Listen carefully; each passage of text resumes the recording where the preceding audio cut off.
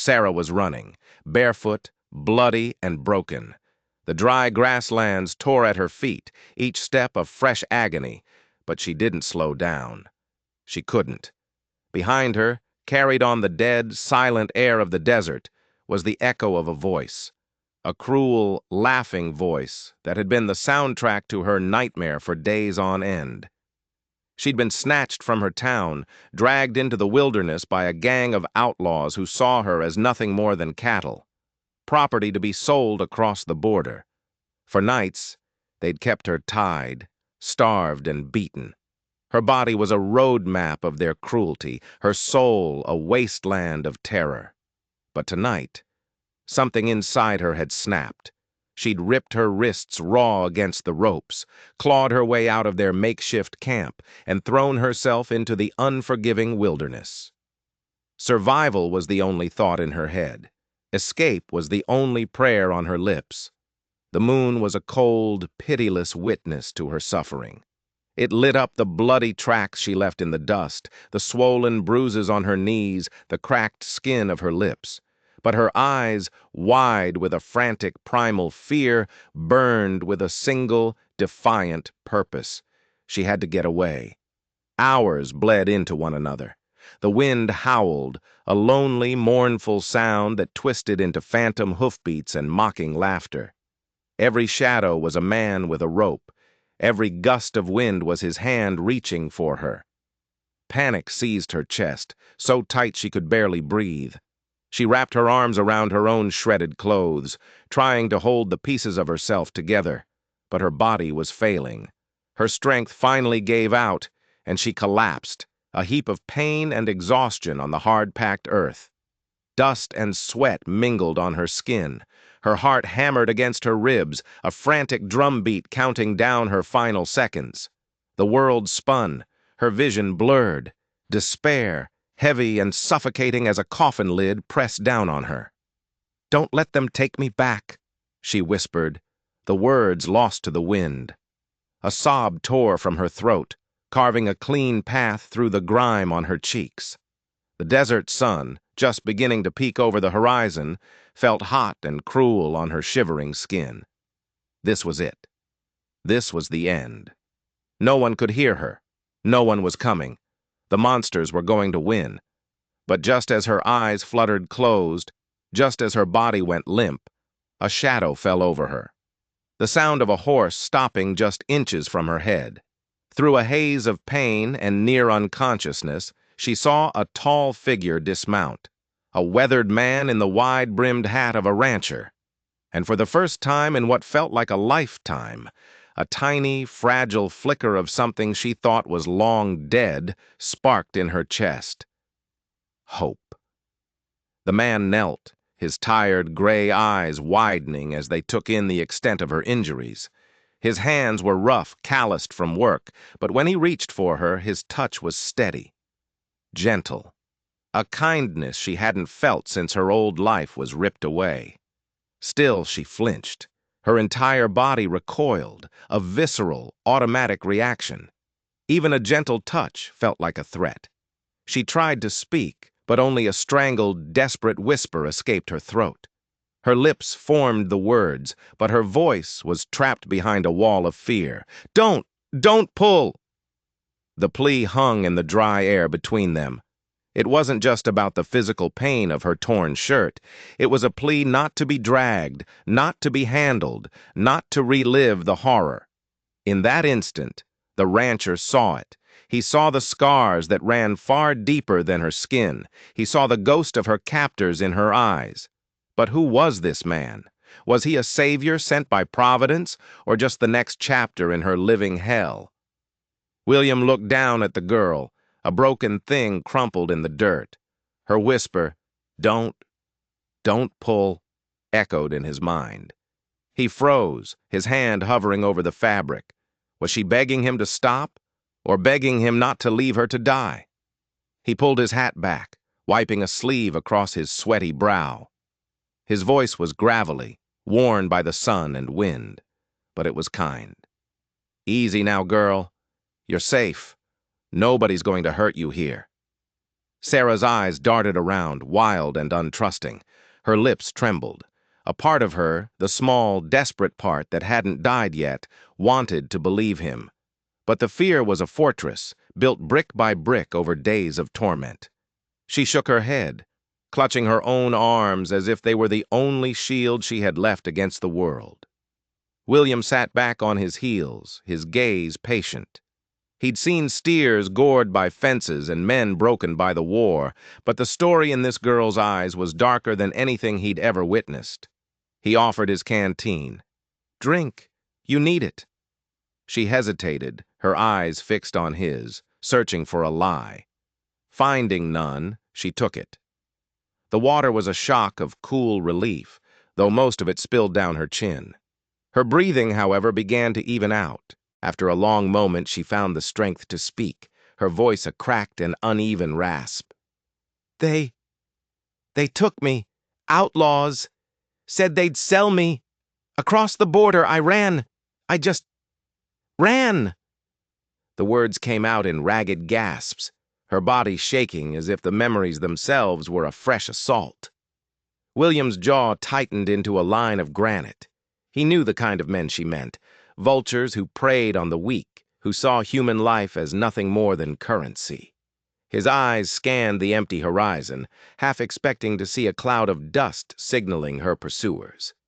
"Listen here," he said, his voice firm but not unkind. "You did good to run, but you ain't alone anymore." He paused, letting the words sink in. "Long as I'm standing, no outlaw's taking you back." Sarah stared at him, really looked at him. His face was a road map of a hard life, but his gray eyes held nothing but raw, unshakable grit. A strange sense of comfort settled in her chest, a feeling so foreign it was almost painful. For the first time since she broke free, her shoulders relaxed, just a fraction. William reached for her shirt again, moving slowly, deliberately, giving her time to object. She tensed, a full-body tremor, but she didn't pull away. When he peeled back the torn cloth, his breath hitched. The bruises were a constellation of violence, the angry red fingerprints of a man who believed he owned her. A cold, quiet fury began to boil in William's blood. "You're hurt bad. We got to get this cleaned up," he muttered, his voice thick. His hands were steady, impossibly gentle, as he assessed the damage, treating her as if she were made of spun glass. Sarah winced at his touch, but forced herself to remain still. Tears welled in her eyes, hot and silent. "Why'd you stop?" she whispered, the question almost to herself. "Most folks, they would have just ridden on." William managed a small, wry chuckle, shaking his head. "Well, I guess I ain't most folks. Besides," he added, his eyes meeting hers, "if I rode past a soul in your state, I reckon I'd never sleep another night." For a fleeting moment, a fragile peace settled over them. The wind whispered through the dry grass. A lone crow cawed in the distance. It was almost serene. But peace never lasted long in the west. Just as Sarah allowed herself to take a full, deep breath, the sound came. Faint at first, then growing louder, more menacing, the rhythmic thunder of approaching hooves. Her eyes shot wide with pure, unadulterated terror. William's hand, in a single, fluid motion, went straight to the revolver at his hip. Someone was riding toward them, fast, and Sarah knew, with a certainty that chilled her to the bone, that she hadn't truly escaped at all. The thunder of hooves grew into a roar. William was on his feet in an instant, his body a shield in front of Sarah, his hand a rock-steady extension of the revolver at his side. Sarah scrambled backward, clutching at his sleeve, her face a mask of white terror. A single name escaped her lips, a choked whisper of dread. "Jeb." Out of the churning dust, a figure emerged. A broad-shouldered man on a powerful horse, a cruel, self-satisfied grin plastered across his face. He swung down from the saddle, his boots hitting the ground with an arrogant thud. "Thought you could run, girl?" he sneered, his voice dripping with condescending ownership. Thought you could hide behind some broken-down old rancher." William didn't waste a breath. He stepped forward, his shadow falling over the outlaw. "You'll be turning your horse around right now, mister. This one ain't yours anymore." Jeb laughed, a harsh, grating sound that scraped at Sarah's nerves. "You think you can stop me, old man? I'll take her. And for your trouble, maybe I'll take you too. They pay double for troublemakers." The casual threat made Sarah's blood run cold. She had seen what this man was capable of. William didn't flinch. He didn't even blink. He simply raised his revolver, the barrel pointing square at Jeb's chest. "Try me." In a flash of motion too fast to follow, Jeb drew his own gun. The world exploded in a crack of gunfire. Both men fired. William staggered back, a dark stain blossoming on his sleeve as a bullet grazed his arm. But he didn't fall. With a roar of fury, he charged, slamming into Jeb with the force of a freight train. They hit the ground in a tangle of limbs, a whirlwind of fists and kicking boots. Dust choked the air, turning the brutal fight into a chaotic silhouette. William was tough, seasoned by a life of hard labor, but Jeb was younger, bigger, fueled by pure malice. William landed a solid blow to Jeb's jaw, but the outlaw came back harder, a vicious strike that sent the older man sprawling to the ground. Sarah screamed. Time slowed to a crawl as Jeb rose, his gun raised, the barrel pressed firmly against William's chest. It was over. Her rescuer was about to die, and she would be dragged back to hell. Then something inside her, something that had been dormant and broken, ignited. She would not watch another person be destroyed because of her. She would not be a victim anymore. Her frantic eyes scanned the ground and locked onto a shattered glass bottle glinting near William's horse. Without a second thought, she lunged, her fingers wrapping around the jagged, sharp edge. With a desperate, guttural cry, she swung the makeshift weapon with all her might, smashing it against the side of Jeb's head. The impact was sickening. Shards of glass flew. Jeb, already dazed from the fight, couldn't withstand the blow. His eyes rolled back in his head. His knees buckled, and he collapsed in a heap beside William. Breathing hard, her body trembling with adrenaline, Sarah dropped the piece of glass and stumbled back, staring in shock at what she had done. William groaned, pushing himself up, clutching his bleeding arm. He looked from the unconscious outlaw to Sarah, a flicker of raw, undisguised pride cutting through his pain. "Good girl," he panted. "You saved us both." Together they bound Jeb's wrists with the rope from William's saddle. The hunter had become the hunted. The road to town was long and hot, but for Sarah every dusty mile was a step toward a freedom she had earned not just with her feet, but with her own two hands. By the time they reached the sheriff's office, their clothes were stiff with dried sweat and blood. William shoved Jeb through the door, his voice ringing with grim satisfaction. "This man's yours, Sheriff. Do with him what the law demands." The sheriff, a portly man with weary eyes, raised an eyebrow at the scene. He looked from Jeb's unconscious form to William's wound, to the haunted look in Sarah's eyes. He could already smell the trouble brewing, a storm on the horizon, and Sarah knew, with a sinking feeling in her gut, this was far from over. It was just the beginning. The sheriff's office smelled of stale tobacco, dust, and something that might have been justice. William dumped Jeb into a wooden chair, the ropes on his wrists holding firm. Sarah stood nearby, her hands shaking so hard she had to clench them into fists to stop it. For the first time in what felt like an eternity, she was under a roof where the law was supposed to mean something. But the fear, a cold, slick thing, still coiled in her stomach. The nightmare wasn't over. The sheriff, a heavy-set man named Miller, leaned forward, his chair creaking in protest. He studied the now conscious Jeb like a man examining a venomous snake. "So, you're the one been raising hell from here to the county line. Looks like you finally slipped up, boy." Jeb spat on the floorboards, a glob of bloody saliva. "You think locking me up changes anything?" he sneered, a broken-toothed grin spreading across his face. You have no idea who I work for." His eyes, cold and reptilian, flickered toward Sarah. "There's a man above me.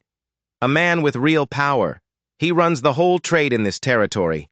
He owns the law in 2 towns over. You touch me and he'll come knocking on your door." The air went out of the room. Sarah gasped, a hand flying to her mouth. The blood drained from her face. She had escaped one monster, only to find out he was just a foot soldier for a king. For a long, tense moment, Sheriff Miller's face was unreadable. His brow furrowed. In these parts, power often mattered more than the law. For a heartbeat, it seemed he might actually buckle. Then his jaw tightened, a small, stubborn show of defiance. He chose his badge over his fear. In the charged silence, Jeb laughed again, a low, confident rumble. "You don't want his wrath, Sheriff. Let me go, and I'll forget this little misunderstanding ever happened." William stepped forward, his own blood still seeping through his makeshift bandage, his eyes burning like hot coals. "You think your threats are going to work here? This girl nearly died because of you. How many more have to suffer before somebody finally puts a stop to you?" Sheriff Miller slammed his ledger shut, the sound like a gunshot in the small office. "No deal," he declared, his voice firm. "You'll rot in a cell. And if this boss of yours wants to crawl out from under his rock, we'll be waiting to drag him into the light, too." A shaky breath escaped Sarah's lips. A tiny bit of the weight on her chest lifted. Justice, however fragile, had spoken. It had chosen her side. Jeb's smirk wavered, but it didn't disappear entirely. He leaned back, his eyes locking onto Sarah with a chilling promise. "You don't know what you've just started," he said softly, his voice more menacing than a shout. "His name is Silas Kane, and he doesn't take kindly to people touching his property. He'll come for her. And when he does, there won't be a sheriff or a broken-down rancher in the whole territory alive enough to stop him." The name, Silas Kane, hung in the air, heavy and poisonous. A name that sounded like it belonged to a ghost, a legend whispered in fear. Sarah looked at William. His jaw was clenched so tight a muscle jumped in his cheek. His hand rested near the butt of his gun. He didn't say a word, but she saw the silent vow in his eyes. He would not let her face this alone. But the question lingered, a dark cloud over their small victory. Who was this Silas Kane, and what had they truly unleashed by defying him? The sun was a fiery smear on the horizon when William and Sarah finally stepped back onto the dusty main street. The air had cooled, but the chill Sarah felt had nothing to do with the coming night. Jeb was in a cell, but the shadow of Silas Kane now loomed over everything. Still, for the first time, she could breathe without the immediate fear of being dragged back into darkness. It was a different kind of fear now, larger and more unknown. William walked slowly, his bandaged arm held stiffly at his side. Every step was deliberate, heavy but sure. Sarah kept pace with him, staying close enough to feel the quiet strength radiating from him. The silence between them wasn't awkward or fearful. It was the shared silence of soldiers after a battle, 2 souls who had been tested by fire and, against all odds, had survived. They stopped at the edge of town, beside William's patient horse. The sky was a painter's canvas of orange, red, and deep purple. William finally turned to her, his voice softer now, stripped of the hard edge it had held in the sheriff's office. "You're free now, girl. Free to go wherever you want. Free to choose your own road." Sarah looked up at him, her eyes shimmering with unshed tears. She didn't try to hide them. I don't want to walk it alone," she said, her voice barely a whisper. "Not after what I've seen, not after what you did for me." It wasn't love. Not yet. It was too soon, the wounds were too raw. But it was something just as powerful, maybe even more so. It was trust. And trust was the first seed from which anything good could grow. For the first time since she'd met him, William offered a genuine smile. It was small, tired, and it transformed his weathered face. "Then you ain't alone," he said simply. "Not anymore." But just as those words settled, a new sound cut through the evening air. The clatter of a telegraph key from the sheriff's office. It clicked and paused, a message being sent, a message being received. Then, the back door of the office creaked open. Sheriff Miller slipped out, his face pale in the twilight. He looked up and down the street, his movements furtive, guilty. He didn't see them standing in the shadows. He scurried over to a horse tied up a few buildings down, a horse that hadn't been there before. He spoke in a low, urgent tone to the man waiting there, a man whose face was hidden by darkness. A bag of coins exchanged hands. The sheriff, the man who had promised them justice, had just sold them out. The message wasn't a call for reinforcements. It was a warning sent to Silas Kane, and suddenly the town wasn't a sanctuary, it was a trap. William's hand gently but firmly grabbed Sarah's arm, pulling her deeper into the shadows. His face was a mask of grim understanding. The trust she had just begun to feel shattered into a million pieces. The law wasn't on their side. The law worked for Kane. They were truly, completely alone. "We have to ride," William whispered, his voice a low, urgent growl. "Right now." There was no time for questions, no time for fear. He helped her onto his horse, swinging up behind her in one fluid motion. He spurred the animal not toward the open road, but into the labyrinth of dark alleys behind the main street, away from watchful eyes. They moved like ghosts, the horse's hooves muffled by the soft dirt. The sense of freedom Sarah had felt only moments before had evaporated, replaced by the cold, hard reality of the hunt. They weren't just running from outlaws anymore, they were running from the law itself. As they cleared the edge of town and spurred the horse into a gallop across the open plains, Sarah looked back. The lights of the town seemed small and fragile against the vast, encroaching darkness. It was no longer a symbol of safety, but a beacon for the monster who was now surely coming for them.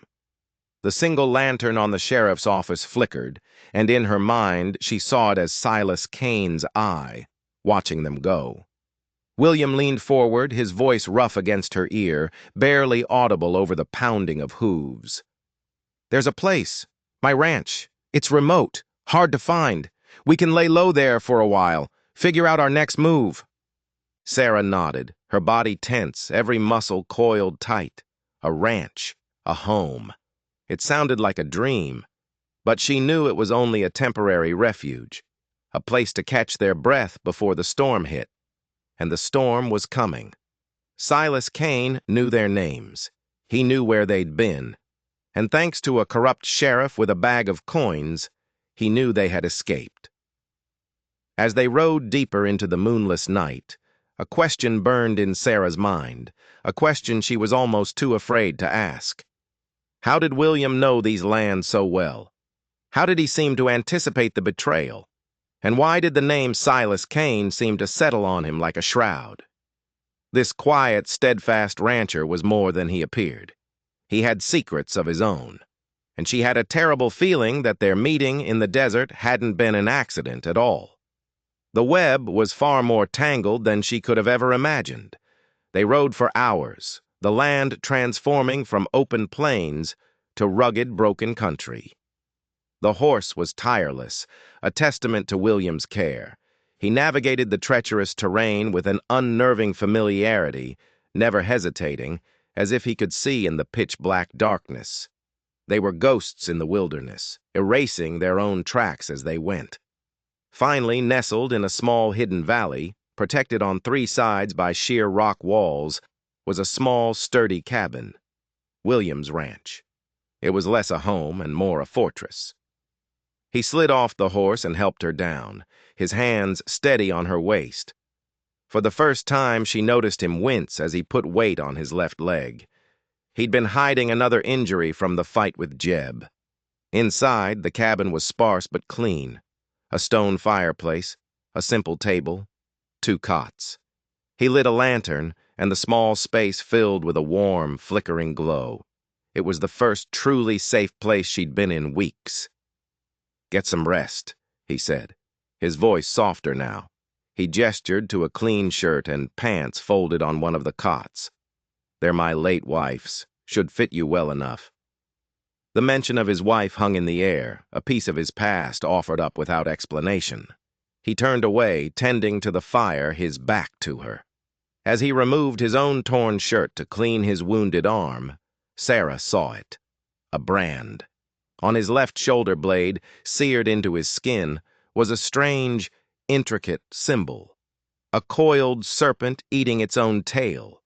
It was old, faded, but unmistakable, and it sent a jolt of ice through her veins. She had seen that mark before.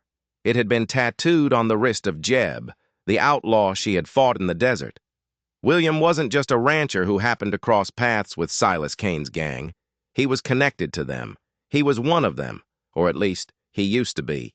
The entire rescue, the fight, the ride to the sheriff. It was all a lie. Her blood ran cold. The man who had saved her was part of the very darkness she was running from. Her hand instinctively reached for the heavy iron poker by the fireplace. Was this another trap? Had she just traded one cage for another, more cleverly disguised one? "You saw the mark," he said, not turning around. It wasn't a question. His voice was flat, devoid of emotion. "Jeb had the same one," she replied, her own voice shaking, the poker feeling heavy and useless in her hand. "A tattoo?" He finally turned to face her. The firelight cast deep shadows across his weathered face, making him look older, more dangerous. The kind, gentle rescuer was gone. In his place was a man with a haunted, violent past. "It's Kane's mark," he said, his gray eyes locking onto hers. "He gives it to every man who rides for him." The confession hung between them, thick and suffocating. Sarah's mind reeled. The trust she had placed in him felt like a fool's hope. You worked for him?" William nodded slowly. "A long time ago. I was young, stupid. Kane. He offered a way out of a life that was going nowhere. Power, respect. Or so I thought." He traced the edge of the brand on his shoulder. "This was the price. Loyalty. You don't ever leave Silas Kane. You serve him until you die. I was the one who got away." The revelation was a gut punch. He wasn't her savior. He was a fugitive, just like her. But his crime wasn't escaping a kidnapper. It was escaping a kingpin. That's why he knew the territory. That's why he suspected the sheriff. He wasn't just fighting an outlaw, he was fighting his own past. "Why did you help me?" she asked, the question filled with a mix of fear and a desperate need to understand. "Because I saw myself in your eyes," he said, his voice raspy with old pain. "I saw what Kane does to people. He doesn't just break their bodies, he hollows out their souls until there's nothing left but fear. I ran from him once. I've been running ever since. When I saw you, I knew my running was over. I couldn't just ride past, because helping you meant finally fighting him." The poker in Sarah's hand suddenly felt foolish. The threat wasn't coming from him. The threat was coming for him, and she was standing right next to him. By saving her, he had painted a target on both their backs. Silas Kane wouldn't just be hunting his escaped property. He would be hunting the traitor who had dared to defy him. A new, terrifying thought dawned on her. "He knows who you are, doesn't he? When the sheriff sent that message, he didn't just say a rancher helped me. He told him your name." William's grim expression was all the answer she needed. The fight with Jeb hadn't been a random encounter. It was the past, roaring back to life. And this hidden valley, this fortress of a cabin, wasn't just a refuge. It was about to become a battleground. The days that followed were a strange mix of tense silence and intense preparation. The immediate threat wasn't visible, but it was palpable, hanging in the air like the stillness before a thunderstorm. William wasn't just a rancher. He was a tactician. He taught Sarah things she never imagined she'd need to know. How to load and fire a rifle, not just his, but a Winchester repeater he kept hidden under a floorboard. He taught her how to track, how to spot the unnatural disturbance of a broken twig or a displaced stone. He taught her how to ride like she was born in the saddle, not just for travel, but for a fight. During these lessons, the walls between them began to crumble. She saw the man behind the brand, a man burdened by regret, driven by a fierce protective instinct. He, in turn, saw the fighter emerging from the victim. Sarah was a quick study. The fear was still there, a constant companion in the back of her mind, but now it was joined by something else: resolve. She would not be helpless again. She would not be cattle. One evening, as they sat by the fire, cleaning their weapons, she finally asked the question that had been haunting her. "What happened? Between you and Cain?" William was silent for a long time, his hands working methodically on the rifle stock. "Cain and we grew up together, orphans. We were closer than brothers. We built his empire from nothing, just two hungry kids with nothing to lose. But the more power he got, the more he changed. He started dealing in people, not just goods, women, children. It didn't matter. It was just profit."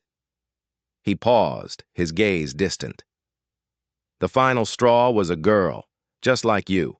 Her name was Elena. She was just a kid, barely a woman.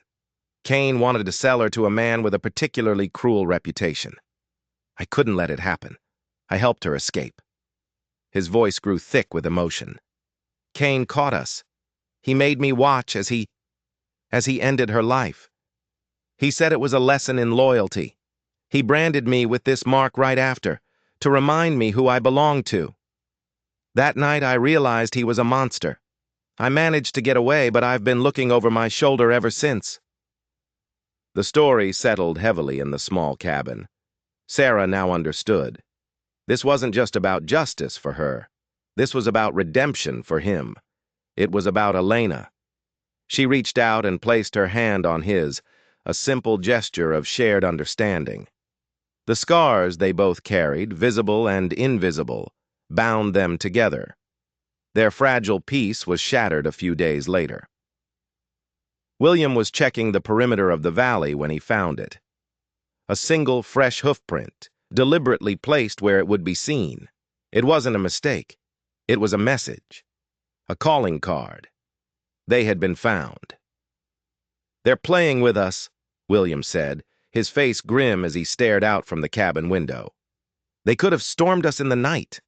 Cain wants us to know he's here. He wants us to sweat. He wants us to be afraid."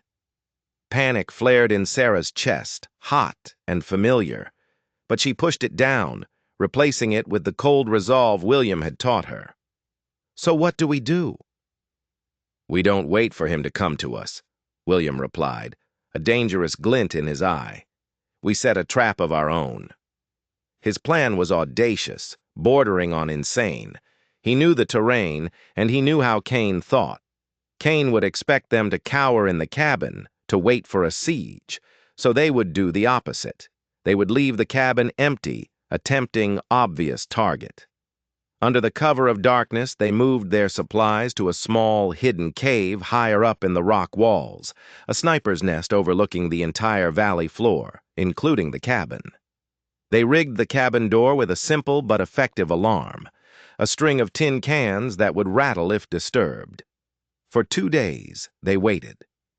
The silence of the valley became a weapon, amplifying every rustle of leaves, every cry of a distant bird. The waiting was a form of torture, a war of nerves. On the second night, it happened. A faint clatter of tin echoed up from the valley floor. They were here. Peering over the edge of their hiding spot, they saw them. At least a dozen riders, moving with silent, predatory grace, surrounding the small cabin. At their lead was a man on a pure black stallion, a man who sat in his saddle like a king on a throne. Even from a distance, Sarah could feel the aura of absolute authority radiating from him. Silas Kane. He didn't rush in. He sent 2 of his men to scout the cabin first. They kicked open the door, disappearing inside. Moments later, they re-emerged, signaling that it was empty. A low murmur of confusion rippled through the men. Kane dismounted, his movements calm and deliberate. He was angry. He had been denied his dramatic confrontation. "Find them!" Kane's voice cut through the night, sharp and cold as a razor. "I want the girl alive. I want William on his knees." His men fanned out, starting their search, but William had anticipated this. He had spent the previous day laying a second trap. He'd identified a narrow pass, the only other way out of the valley on foot. He had loosened the rocks on the cliff face above it, creating a potential rock slide held in place by a single, precariously balanced boulder. As a group of Kane's men approached the pass, William took aim with his Winchester. He wasn't aiming for the men. He was aiming for the boulder. He took a deep breath, let it out slowly, and squeezed the trigger. The rifle shot cracked through the silent valley. The bullet struck the boulder, and for a heart-stopping second, nothing happened. Then, with a deep groan, the cliff face gave way. Tons of rock and earth thundered down, completely blocking the pass and trapping half of Kane's men on the other side. Chaos erupted. The remaining outlaws were disoriented, cut off from their leader. This was the moment William had been waiting for. "Now!" he yelled to Sarah. From their vantage point, they had a clear line of fire on the men scrambling in the valley below. They opened fire. It wasn't a slaughter. It was a strategic assault. They aimed for rifles, for saddles, for the ground near their feet, creating confusion and panic. The outlaws, caught in the open and unsure where the attack was coming from, scattered like rats. In the midst of the mayhem, one of the outlaws, a young kid no older than Sarah, got pinned down behind a small cluster of rocks. His horse had bolted, and he was alone, terrified. Kane, seeing his forces in disarray, let out a roar of pure fury. But he was no fool. He recognized a superior tactical position when he saw one. With a signal, he and his remaining men retreated, melting back into the darkness, leaving the trapped kid behind. The valley fell silent again, the air thick with the smell of gunpowder. The boy behind the rocks was crying. It was another trap. It had to be. Leaving a man behind wasn't Kane's style. "Stay here," William ordered Sarah, his rifle still trained on the valley below. "It's a trick." He watched, waiting for the ambush. But nothing happened. The boy's sobs were the only sound. This was a different kind of test. Not of skill, but of character. Sarah looked at William, her own rifle in hand. "We can't just leave him there," she said. "He's one of them, Sarah. It's what Kane wants. He wants to draw us out." "He's just a boy," she insisted, her voice firm. "Look at him. He's terrified. If we're no better than them, then what are we fighting for?" Her words hit William harder than any bullet. He saw Elena's face in his mind. He saw the countless others Kane had used and discarded. He looked at Sarah, at the fierce compassion in her eyes, and he knew she was right. They were fighting for the soul of the West, and that soul was forged in moments like this. Slowly, reluctantly, they made their way down from the cave, their weapons ready. The boy saw them coming and curled into a tighter ball, expecting a bullet. Sarah approached him slowly, her rifle lowered. "We're not going to hurt you," she said, her voice soft. The boy looked up, his face streaked with tears and dirt. He couldn't have been more than 17. He told them his name was Leo. Kane had conscripted him from a poor farm, promising glory and coin. Instead, he'd found only fear and cruelty. He confirmed that Kane had retreated, but he also gave them something far more valuable. He told them Kane's weakness. "He keeps everything in a ledger," Leo whispered, his voice trembling. "Names, payments, deals with lawmen like Sheriff Miller, all of it. He keeps it in the old mission strongbox just east of here. He says it's his insurance, his real power. It was the key, the one thing that could bring down Kane's entire empire. It wasn't about bullets or battles anymore. It was about the truth. But as they took the boy with them, a new, cold certainty settled in William's stomach. Kane never did anything without a reason, leaving the boy behind, the information about the ledger. It felt too easy. Far too easy. They had won the battle, but William had a terrible feeling they had just walked straight into the heart of the war. And this time, the trap might be one they couldn't escape. The old mission stood like a skeleton against the bruised twilight sky, a crumbling monument to a faith long since abandoned in this lawless land. According to Leo, Kane used the heavily fortified sacristy as his personal vault. The ledger was their only hope of exposing him, of turning the territory against him. It was a long shot, a desperate gamble, but it was the only one they had. "This is a trap, Sarah," William said for the 10th time as they watched the mission from a ridge. "Kane isn't this sloppy. He's leading us here." "And what choice do we have?" Sarah countered, her voice steady. She had changed. The terror that once consumed her had been forged into a sharp, focused weapon. "We can't run forever. Leo is risking his life to tell us this. We have to trust him." William looked at the young outlaw who sat huddled nearby, his eyes wide with fear, but also a flicker of hope. William didn't trust Kane, but he saw the sincerity in the boy's face. He was betting their lives on it.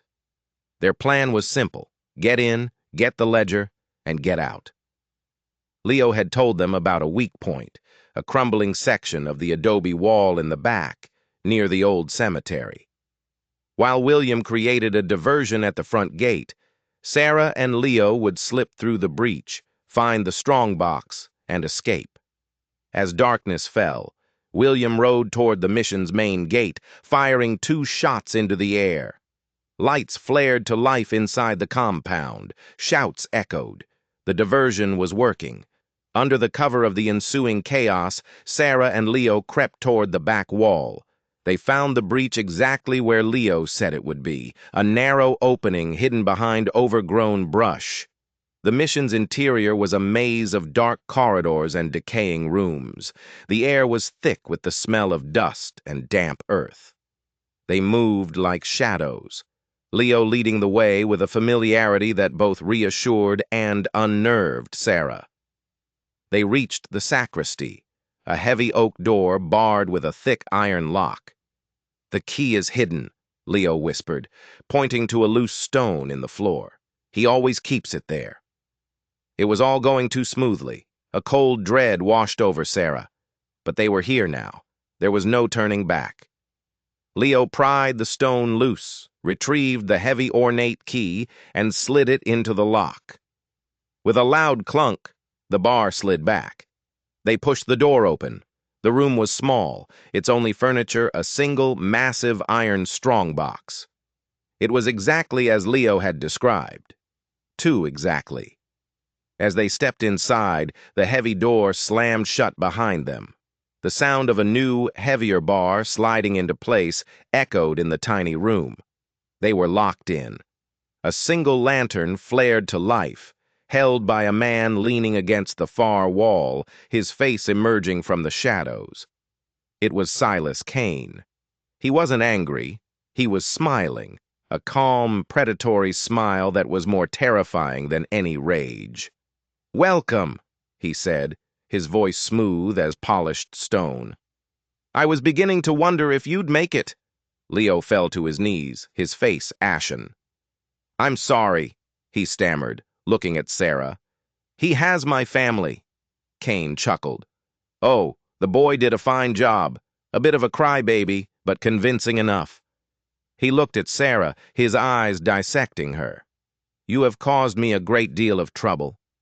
"And you," he said, his gaze shifting, a flicker of cold fire appearing in his eyes as he looked past her, toward the door.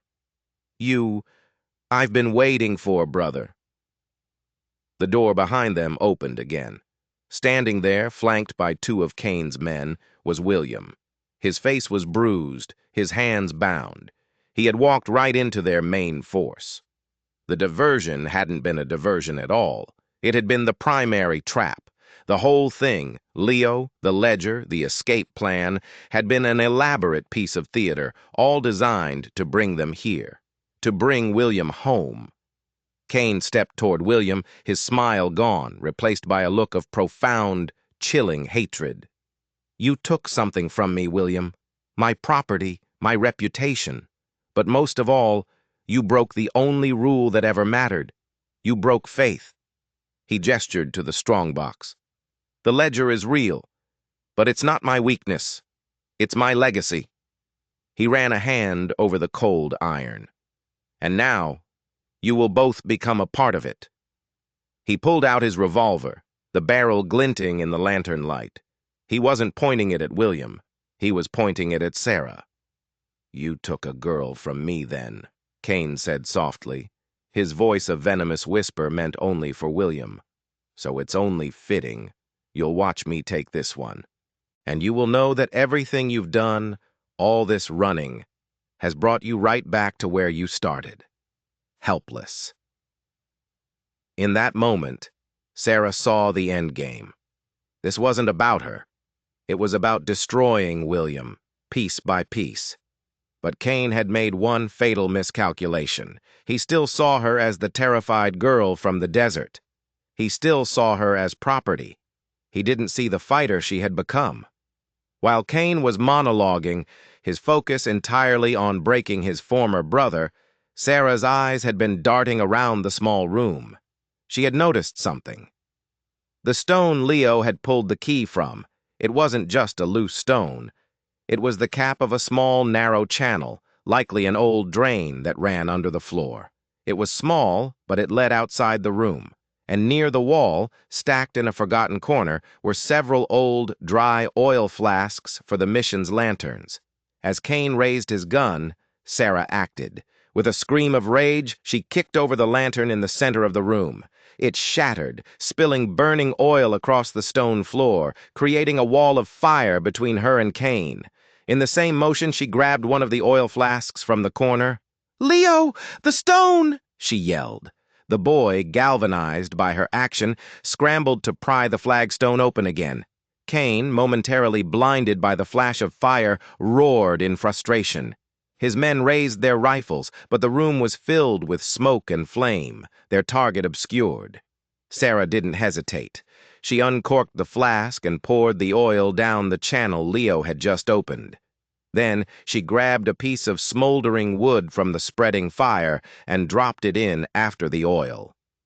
A whooshing sound came from beneath the floorboards, followed by a muffled explosion outside the room. The river of flaming oil had found its way out, igniting the dry brush and ancient wooden structures along the mission's outer wall. The trap room was now at the heart of a growing inferno. Panic erupted outside. Kane's men were now fighting a fire, their perfect trap falling apart around them. Kane, his face a mask of disbelief and fury, turned his attention back to Sarah. But the momentary distraction was all William needed. With a powerful surge, he head-butted the man holding him, stomped on the foot of the other, and lunged through the fire, tackling Kane to the ground. The two men, brothers in all but blood, wrestled on the floor, their lifelong conflict exploding into brutal violence. Sarah, meanwhile, pulled Leo toward the door, which was now unguarded. "Go! Get out!" she screamed. Leo scrambled out into the chaotic courtyard. But Sarah didn't follow. This wasn't finished.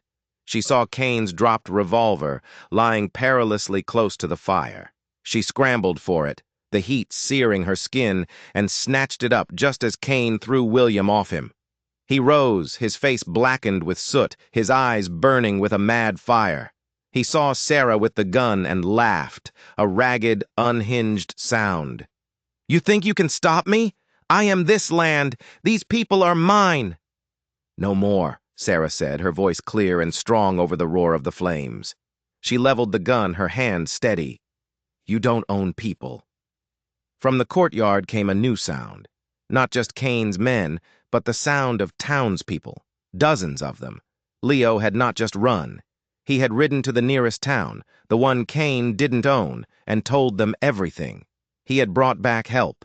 Farmers, ranchers, blacksmiths, ordinary people armed with hunting rifles and righteous anger.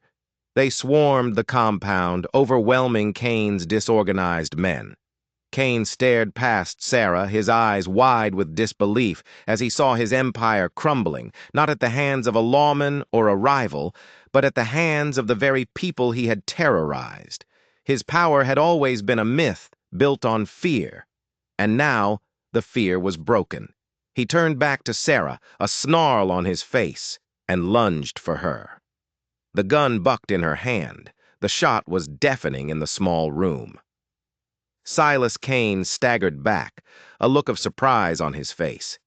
He touched the spot on his chest, looked at the blood on his fingers, and then collapsed onto the floor, his legacy of fear turning to ash around him.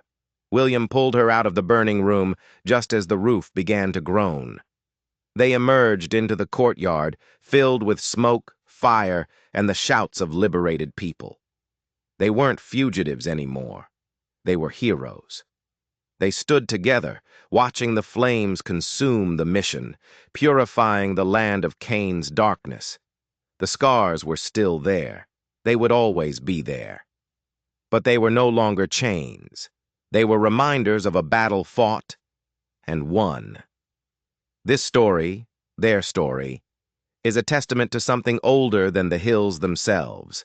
It shows that no matter how deep the darkness, no matter how powerful the tyrant, the strength of one person, then two, then a community, can burn it all to the ground. True power isn't owned. It's earned through courage and kindness. It proves that even in the harshest wilderness, a new beginning can be forged in fire. If this journey through the Old West resonated with you, do me a favor and hit that subscribe button so you never miss another story. Your support is what keeps these tales alive. And now, I want you to do one more thing. Lean back, get comfortable, and tell me in the comments below. What time is it where you are, and what part of the world are you listening from? I read every single one.